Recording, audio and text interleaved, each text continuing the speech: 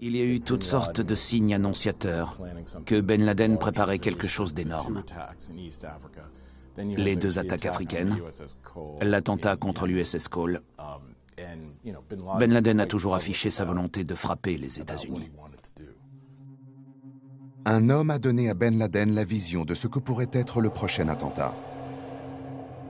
Celle d'une attaque suicide à l'aide d'avions de ligne contre des cibles aux États-Unis.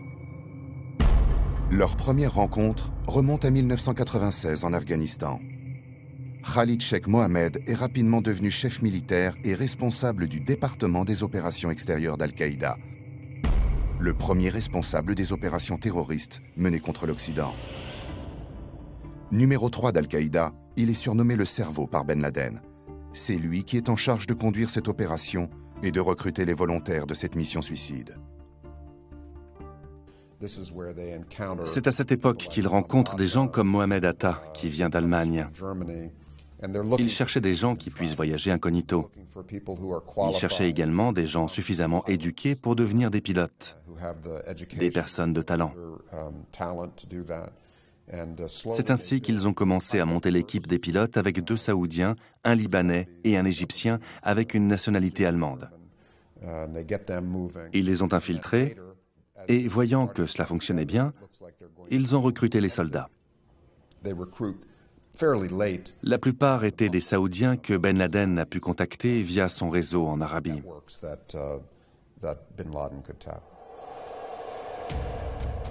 À ce moment crucial, Ben Laden et ses lieutenants savent que les États-Unis ont mis en œuvre tout leur arsenal technologique pour tenter de repérer leurs mouvements en surveillant leurs conversations téléphoniques, les fax et Internet.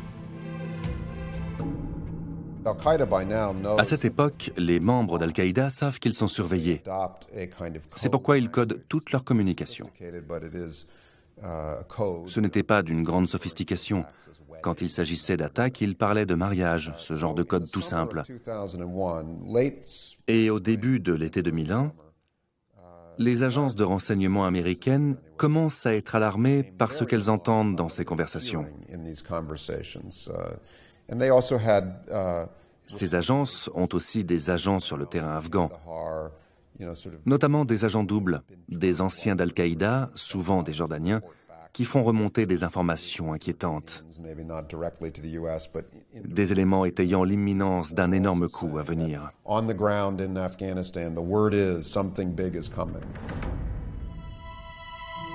Les agences de plusieurs pays, dont la CIA et le FBI aux États-Unis, sont alertées par de multiples informations concordantes. En France, la Direction générale de la sécurité extérieure, la DGSE, reçoit des informations cruciales qui sont immédiatement transmises aux services américains pendant l'été 2001.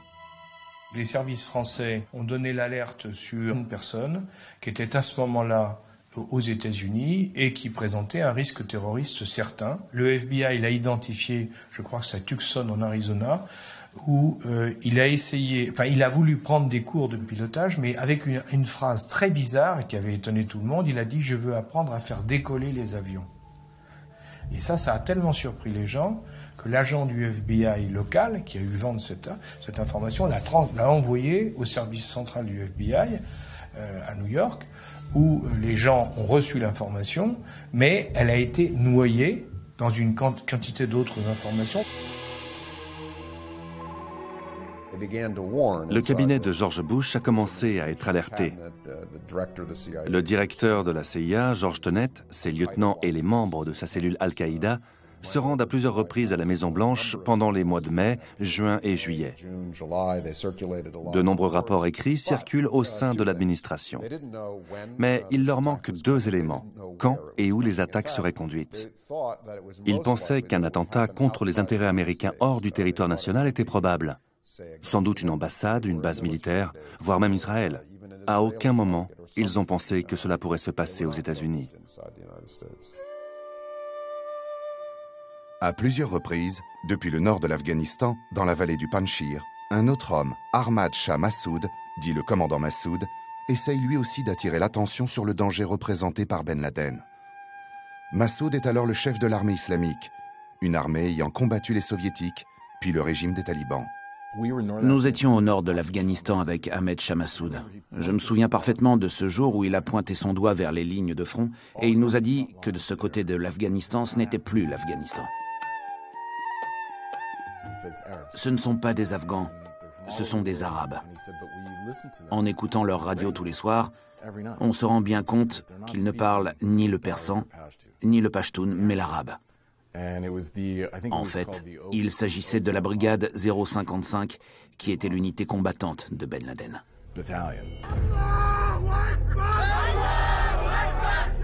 Dans cet Afghanistan taliban, allié à Al-Qaïda soutenu par le Pakistan, Massoud travaille à l'union du pays en formant une nouvelle alliance dont ni le Pakistan ni les djihadistes radicaux ne veulent.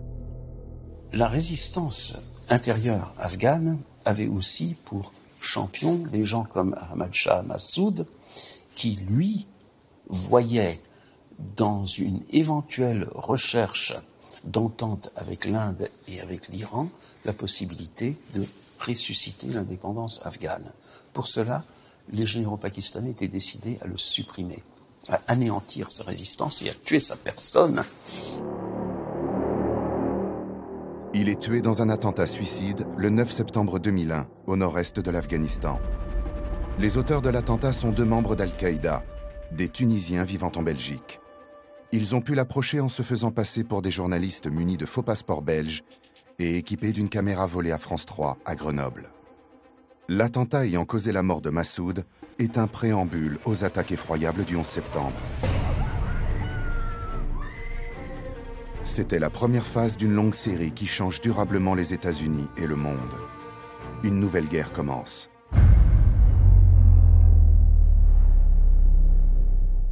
On va avoir l'attentat le plus spectaculaire qui est jamais réalisé, le fameux 11 septembre 2001, au terme duquel Ben Laden va promettre l'apocalypse. Quelques semaines après les attaques contre les États-Unis, dans une vidéo amateur, Oussama Ben Laden célèbre encore cette victoire d'Al-Qaïda autour d'une tasse de thé avec ses lieutenants.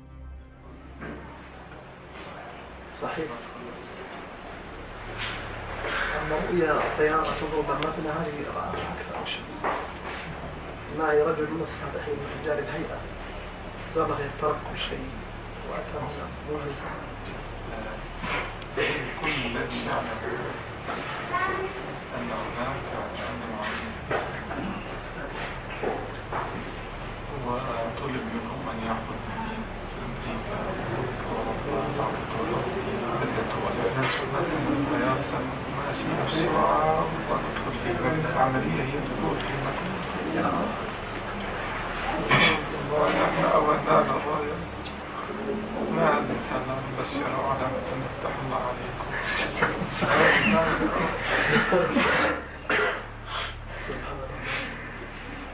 كان الشهر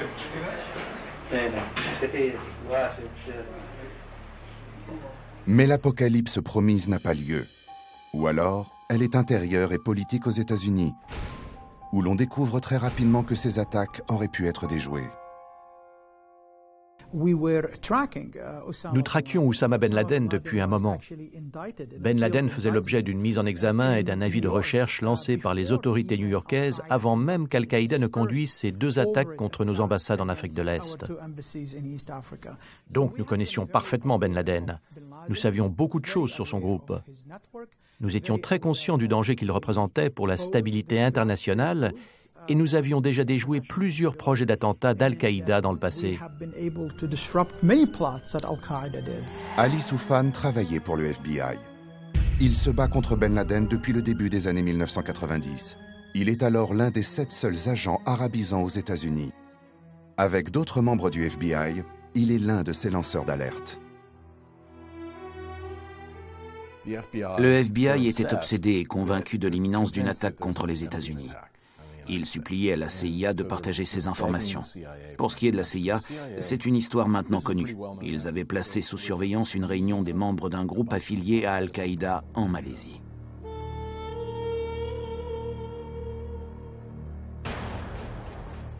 La CIA savait que 2 des participants à la réunion étaient depuis installés aux États-Unis et n'ont rien dit au FBI. La CIA n'a pas autorité pour mener des enquêtes sur le territoire américain. Du moins, ils ne sont pas supposés le faire et ils provoquaient le FBI en leur disant qu'ils avaient les noms de ces individus sans pour autant les leur donner.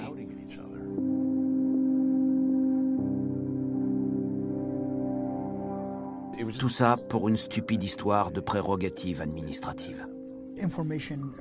Il n'y avait aucun partage sur de nombreux dossiers sensibles concernant Al-Qaïda. Certaines de ces informations auraient pu nous permettre d'éviter ces attaques du 11 septembre.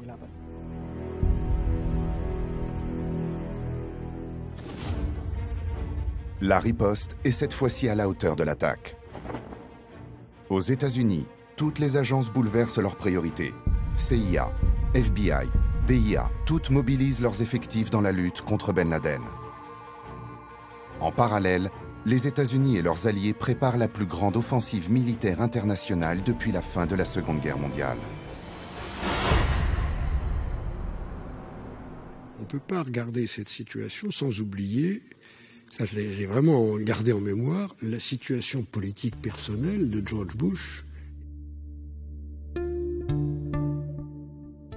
Et comme lui-même et son entourage proche, il réagit de façon digne, avec l'autorité qui convient et la clairvoyance, la capacité, disons, de se projeter à la suite des attaques du 11 septembre, il entre vraiment dans les vêtements du Commander-in-Chief. Terrorism against our nation will not stand.